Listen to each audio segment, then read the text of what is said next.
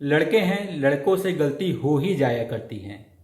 10 साल पहले मुलायम सिंह के दिए गए इस बयान को आज एक बार फिर दोहराया गया है।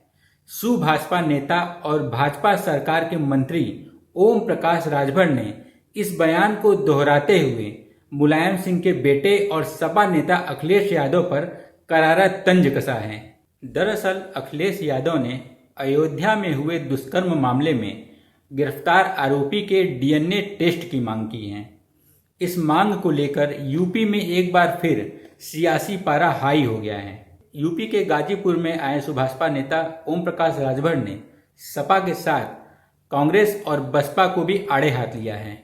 उन्होंने आरक्षण को लेकर इन पार्टियों पर करारा तंज कसा है। ओम प्रकाश राजभर ने कहा है कि यूपी में पिछड़ों, दलितों और मुसलमानों को लेकर ये पार्टियां शुरू से ही गंदी राजनीति करती आई हैं। आइए सुनते हैं उन्होंने आगे और क्या कहा। सबसे पहले तो आप लोगों को बहुत बहुत बधाई। मंत्री बनने के बाद पहली बार आपके सर्किट हाउस में हम आए हैं, तो इसके लिए आप लोग इधर आए हैं। सवाल आपका है वक्फ बोर्ड से जुड़ा हुआ। देखिए, तमाम विसंगतियां हैं वक्फ बोर्ड में। उस विसंगति को दूर करने के लिए संसद में बिल आया है। मकसद सरकार का है कि वक्फ बोर्ड में तमाम जमीनें पड़ी हैं पूरे देश में, और वक्फ बोर्ड का जो चेयरमैन है, जो जहां कब्जा किया हुआ है वहां कब्जा किया हुआ है, तो उसको खाली करा करके उसमें कुछ कानून में संशोधन करके कुछ अधिकार सरकार के पास भी रहे, ताकि सरकार उसको खाली करा सके। आरक्षण का जो है मायावती जी विरोध कर रही हैं, आपको क्या लगता है इससे क्या फायदा और क्या नुकसान? देखिए, आज़ादी के बाद से लोग विरोध कर रहे हैं, कोई नया बात नहीं कर रहे हैं। कांग्रेस पार्टी रही तो पिछड़े मुसलमानों के कंधे पर पैर रख करके सरकार चलाई, लेकिन इनको कुछ दिया नहीं। वही हाल समाजवादी पार्टी, बहुजन समाज पार्टी, पिछड़े दलित मुसलमानों के कंधे पर पैर रख करके इन लोगों ने राजनीति की सत्ता पाए, क्या दिया? आज अगर सुप्रीम कोर्ट ने कहा है कि उन गरीबों को जिनको आरक्षण का लाभ नहीं मिल पाया है उनको सरकार आरक्षण दे, तो आज बुरा लग रहा है। क्यों बुरा लग रहा है? हम बहुत पहले इसी गाजीपुर में जब शुरू में हम बोला करते थे कि आज के तारीख में जो DM, SP, DIG, IG, DGP, राज्यपाल, मुख्यमंत्री, राष्ट्रपति अनुसूचित जाति जनजाति का है, उसको आरक्षण क्यों? उसका आरक्षण खत्म करो, जो उसका पात्र है उसको आरक्षण दो।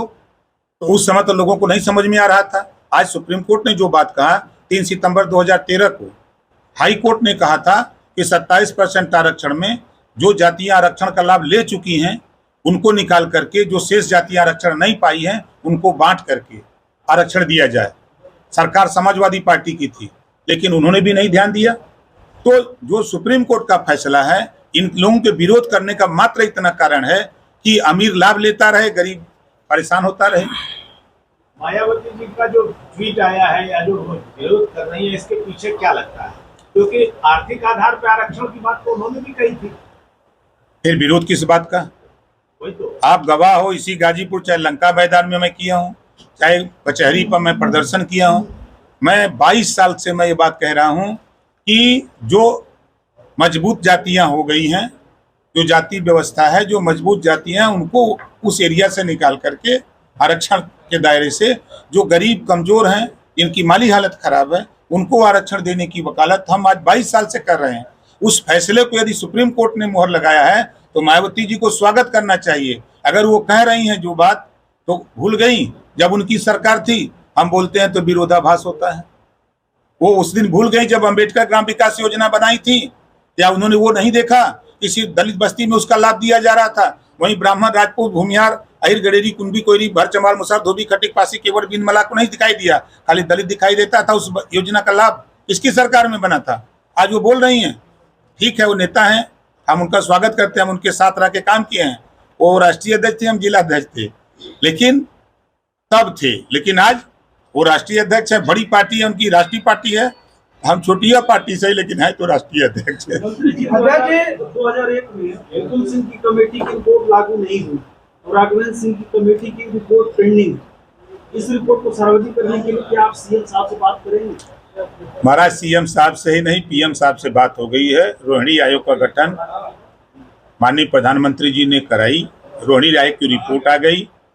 पूर्व राष्ट्रपति के नेतृत्व में 5 सदस्यीय टीम उसकी समीक्षा के लिए बनाई गई। समीक्षा भी हो गई। राष्ट्रीय स्तर पे आरक्षण को बांट करके देने की तैयारी सरकार कर रही है और मुख्यमंत्री जी सदन में ही कई बार कह चुके हैं और चर्चा अब गरमा रही है। जैसे आप बोल रहे हैं सवाल, उसी तरह हम लोग मुख्यमंत्री से जब कोर्ट का फैसला आया तो मुख्यमंत्री जी से मैं खुद मिला था और मिल करके हमने ये कहा कि ये सवाल अब खड़े होंगे तो वो चीज़ें पेंडिंग में हैं, कहीं आप धैर्य रखो। हम लोग रोहिणी आयोग का जो रिपोर्ट तैयार है उसी से समकक्ष तो ये भी रिपोर्ट है, तो वो आ जाता है तो हमको कोई दिक्कत नहीं। अखिलेश यादव को डीएनए जांच की क्यों जरूरत पड़ी? अखिलेश यादव को अयोध्या मामले में डीएनए जांच की क्यों जरूरत पड़ रही है? क्योंकि उनके पिताजी ने ही कहा था कि बच्चों से गलती हो जाती है, कहा था ना, आप ही लोग टीवी पे दिखाए थे। लेकिन यहाँ बच्चे नहीं है, बच्चों के पिता चच्चा हैं। चच्चा के घर में पुलिस चौकी किसने खुलवाया था? जरा उधर जाइए ध्यान से। समाजवादी पार्टी की सरकार में चौकी उसके घर में खुली और उस बेटी का बयान है, उस माँ का बयान है कि वीडियो बना करके बार बार हमको परेशान किया जाता था। उसके बेटी का बयान है, माँ का बयान है। तो पहले ही उसको बचाने की कवायद समाजवादी पार्टी ने किया। समाजवादी पार्टी को चाहिए था कि जांच करा लो, जांच में जो दोषी है, जब क्लियर कट रिपोर्ट आ रही है, लड़की कह रही है, तो आप परेशान क्यों हो? दूध का दूध पानी का पानी हो रहा है ना। ये योगी जी की सरकार है, बुलडोजर वाली। बुलडोजर की कार्रवाई जो है इसको उचित मानते हैं? 100% मानते हैं। ऐसे लोगों की बिल्कुल होनी चाहिए। हम तो पहले कहते हैं देश में पहले नार्को टेस्ट बाबा साहब डॉक्टर अम्बेडकर जी ने संविधान में लिखा है ना, पहले राजभर ओम प्रकाश का करा दो नार्को टेस्ट, उसके बाद सबका करा दो, देखो दूध का दूध पानी का पानी होने लगेगा। अयोध्या की जो घटना हुई है उसको ओम प्रकाश राजभर व्यक्तिगत रूप से किस तरह से देखते हैं? देखिए, हम इसकी निंदा करते हैं। ऐसी घटनाएं नहीं होनी चाहिए। ऐसी घटनाओं को रोकने के लिए कड़े कानून लाए जा रहे हैं। बहुत से लोग कह रहे हैं कि कानून में इतनी कड़ाई क्यों, जैसे कि करोड़ रुपए का जुर्माना, आजीवन सजा। तो बहुत से लोग कह रहे हैं कि इतना कड़ा कानून नहीं, तो लोगों के दिल में मन में भय व्याप्त हो कि हम ऐसी हरकत नहीं करेंगे। इस नाते ऐसे कड़े कानून लाए जा रहे हैं कि लोग इस तरह की काम न करें। सांसद है वहाँ अयोध्या के अवधेश प्रसाद जी, वो पत्रकारों से कह रहे हैं कि मुझसे जबरदस्ती पूछ लीजिएगा इसके सवाल। एक जनप्रतिनिधि ऐसी भाषा का इस्तेमाल क्यों कर रहा है? भारतीय समाज पार्टी, हम मांग करते हैं कि पहले वो रिजाइन दे। वो सांसद को इस्तीफा दे देना चाहिए। उनकी पार्टी का वो नगर अध्यक्ष है, उनके साथ सैकड़ों फोटो आ रही है, आप लोग दिखा रहे हो, तमाम सोशल मीडिया पे वायरल हो रहा है कि उनके साथ भाषण देते हुए, बैठ करके चाय पीते हुए। ऐसे सांसद को, जो ऐसे लोगों को पाल के रखे हैं, ऐसे सांसद को तो इस्तीफा दे देना चाहिए। राहुल गांधी की जाति के सवाल पर जो है सदन में हंगामा मचा रहा है। अब आप सोचिए कि जब प्रेस वार्ता अखिलेश जी बेचारे करते हैं तो किसी पत्रकार साथी से पूछते हैं नाम बताओ, तो अपना नाम जैसे ओम प्रकाश बता दिया, कहीं आगे बताओ तो मिश्रा बता दिया, हाँ देखो मिश्रा जी का। तो आप तो जाति खुद पूछे प्रेस वार्ता में। और दूसरी बात, आप जातिवाद जनगणना की बात करते हो, किस जाति की गिनती की बात करते हो? आप अपनी जाति की गिनती बात करते हो। जब सब जाति की बात की गिनती करते हो, जातिवाद जनगणना की बात करते हो, तो आपको ये सवाल वहां पूछने का अधिकार नहीं है। अगर वो व्यक्ति पूछा सवाल तो उनको अपनी जाति बता देना चाहिए। ओम प्रकाश राजभर आज पहली बार जो है गेस्ट हाउस में मुलाकात है, क्या वजह रही सर गाजीपुर के मामले में कोर्ट में हमारी पेशी है, उसी मामले में इधर हम आए हैं, तो हमने सोचा कि आप लोगों से भी मिल लें। क्या मामला था सर? वो एक झगड़ा, अब उसको क्या कहा जाए, न जानकारी में, जैसे कहीं होता है ना कि कौआ कान लेके जात बा, लोग कनवा नहीं टुवत बन, कौआ के पीछे दौड़ता है। कोई मामला तो और कुछ नहीं था। अल्पसंख्यक कल्याण मंत्री और केंद्र सरकार जो है वक्फ बोर्ड की शक्तियां कम करने जा रही है, एक मंत्री होने के नाते आपको क्या नजरिया रहेगा आपका? वही अखिलेश यादव ने कहा कि हम इसको वक्फ बोर्ड में बदलाव के लेकर विरोध इसका करते हैं। परिहन करेंगे। वक्फ बोर्ड के संबंध में आप जान लीजिए, किसी जमीन पर जितनी भी जो आज़ादी की लड़ाई के बाद जो लोग छोड़ के चले गए खाली पड़ी जमीनें हैं, वही जमीन है वक्फ बोर्ड की ना। उस जमीन पर वो लोग अपने से बेच रहे हैं, उसमें सरकार का कोई दखल अंदाजी नहीं। क्यों बेच रहे हो? वो तो सरकारी संपत्ति हो गई ना एक तरह से, तो छोड़ के चले गए, तो उसका मालिकाना हक वक्फ बोर्ड जताता है। तो उसके संशोधन की बात हो रही है। आज अगर अखिलेश जी को इतनी बड़ी चिंता है तो जब इनकी सरकार थी और कांग्रेस की भी सरकार थी, बसपा की सरकार थी, बड़ी चिंता है उनको। मदरसा बोर्ड है ना, परेशान है, हाई कोर्ट से फैसला आया, अखिलेश जी को याद नहीं आया। यूपी बोर्ड, सीबीएसई बोर्ड, तमाम यूनिवर्सिटी खोल करके अटैच कर दिया गया है ना।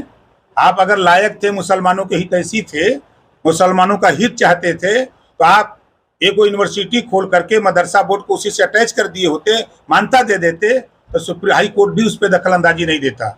आज ये जो विसंगति पैदा हो रही है, जब आपकी सरकार थी तो आपने उसमें उसको पढ़े होते तब न समझ में आता। पढ़े तो है नहीं है उस वक्फ बोर्ड के नियम नियमावली को, जब पढ़ेंगे तब उनको समझ में आएगा कि नहीं हम विरोध करेंगे तो फंस जाएंगे। अवैध मदरसों को बंद करने की बात आ रही है। नहीं, आप भ्रम में हैं, ये झूठी खबर है।